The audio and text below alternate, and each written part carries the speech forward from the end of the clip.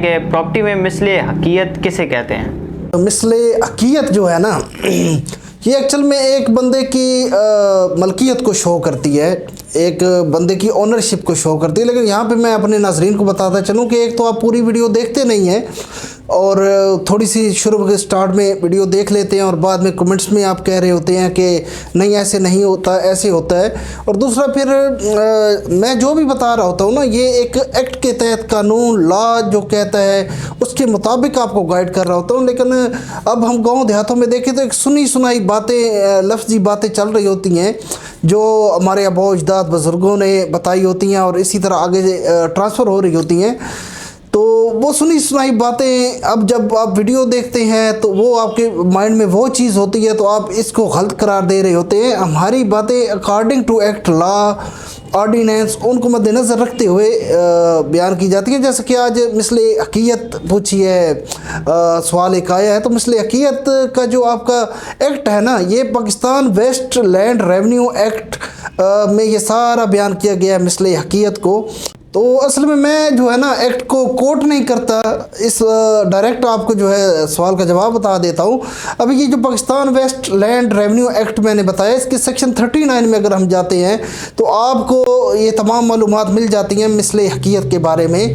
अब मिसले हकीयत आप एक शख्स की ओनरशिप को शो करती है, मालिक को शो करती है और वो उसका मालिक कहलाया जाता है जब तक कि उसको चैलेंज ना किया जाए, कोई बंदा उसको गलत करार ना दे। अगर कोई बंदा उसको गलत करार देता है तो कि ये मालिक नहीं है तो वो फिर अलग बात है, उसका फिर एक अलग आगे चीज़ होती है, लेकिन एक मलकियत को शो करता है। अभी अगर हम मज़ीद इसके सब सेक्शन 2 में जाते हैं तो उसकी पहली क्लास के मुताबिक ये बात लिखी हुई है सब सेक्शन 2 क्लास A1 में, जो भी ओनर्स हैं, टेनेंट्स हैं या जो भी बेनिफिशरीज़ हैं, उनकी पूरी डिटेल्स उसके अंदर लिखी होती है, नाम वगैरह दर्ज होते हैं। अब सेकंड अगर हम देखते हैं तो जितने भी ये इसके बेनिफिशरीज़ हैं उनका इंटरेस्ट रेशो क्या है, मतलब अगर वहाँ पे कोई फसल काश्त हो रही है तो उस फसल में से किसका कितना प्रॉफिट है, कितनी रेशो है। अगर 5 बंदे हैं तो किसी की 15% होगी, किसी की 35% होगी, तो वो इंटरेस्ट रेशो उसके अंदर लिखी होती है। मतलब आसान अल्फाज में समझाना चाहूँ तो जो मुनाफा है वो मुनाफे को तहरीर में लिखा गया होता है कि किस शख्स को, किस मालिक को कितना मुनाफा मिलना है। उसके बाद तीसरी चीज़ पे हम आते हैं तो मिसले हकीयत में लाइबिलिटीज़ जो होती हैं वो लिखी होती हैं। अब लाइबिलिटीज़ क्या हैं, अखराजात या टैक्सेस वगैरह, कौन पे करेगा, कितना पे करेगा, ये भी बड़ा क्लियर उसमें लिखा होता है।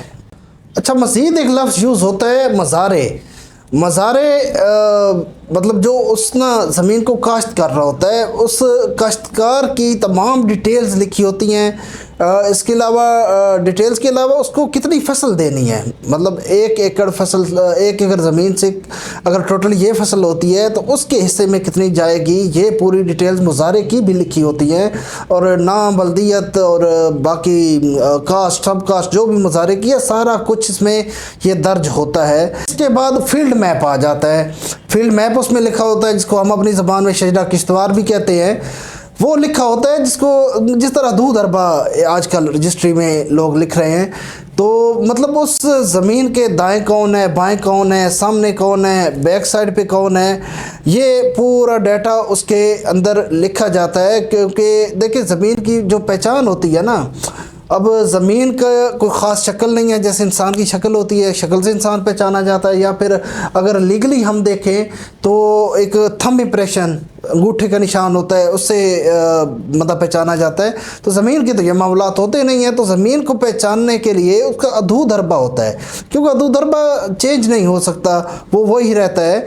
तो उसको फील्ड मैप कहा जाता है। तो उसके ऊपर पूरा फील्ड मैप बना होता है, दर्ज होता है कि जो शो कर रहा होता है लेफ़्ट, राइट और फ्रंट, बैक को। तो ये इसके अंदर लिखा होता है बड़ा क्लियर।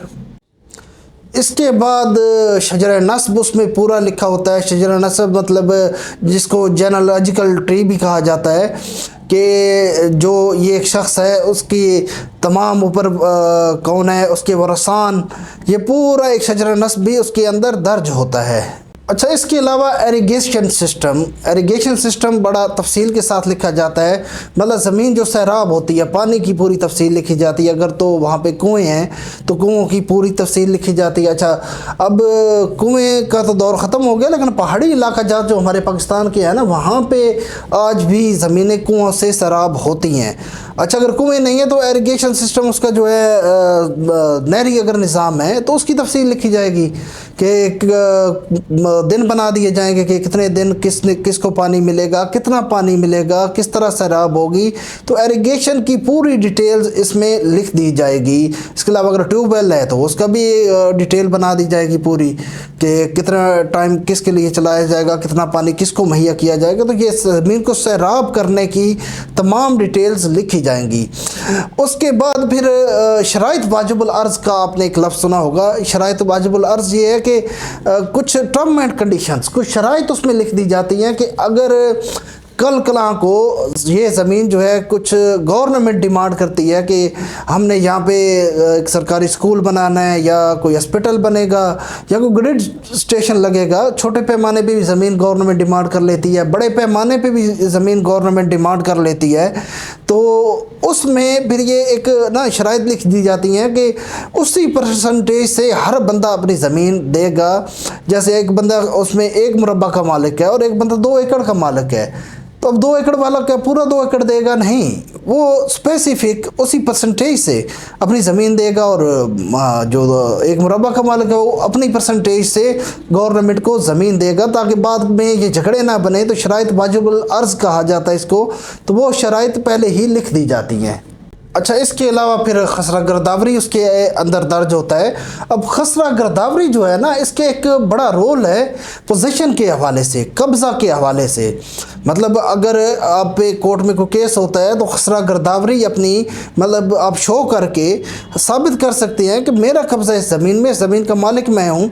और खसरा गिरदावरी एक्चुअल में एक कल्टीवेटर मतलब काश्तकार को शो कर रहा होता है कि ये ज़मीन कौन काश्त कर रहा है और कितने अरसे से काश्त कर रहा है। तो वो एक चीज़ उसके अंदर खसरा गिरदावरी भी दर्ज होती है, जो कि एक प्लस पॉइंट है। इसके अलावा जो सेटलमेंट ऑफिसर है ना, वो एक तयन करता है रेवेन्यू का, जो कि इनकम की बुनियाद पे होता है, आमदन की बुनियाद पे होता है कि इससे कितनी आमदन हो रही है। उसकी एक लिस्ट बनती है, उसकी पूरी डिटेल्स उसके अंदर दर्ज हो जाती है। तो ये एक पूरी डिटेल्स थी रिकॉर्ड ऑफ राइट्स की, मतलब रिकॉर्ड ऑफ राइट्स, ठीक है, मिसले हकीयत भी जिसको उर्दू में कहा जाता है। तो ये एक बड़े ही इम्पॉर्टेंट डॉक्यूमेंट है जिसकी ज़रूरत अक्सर हमें पड़ती रहती है। तो उम्मीद करता हूँ आपको ये सारा जो मैंने बयान किया समझ आया होगा। मज़ीद अगर नहीं समझ आया, कुछ पॉइंट आपके जहन में सही से नहीं बैठा, तो वो आप हमें कमेंट सेक्शन में भी पूछ सकते हैं, मैसेज करके भी पूछ सकते हैं।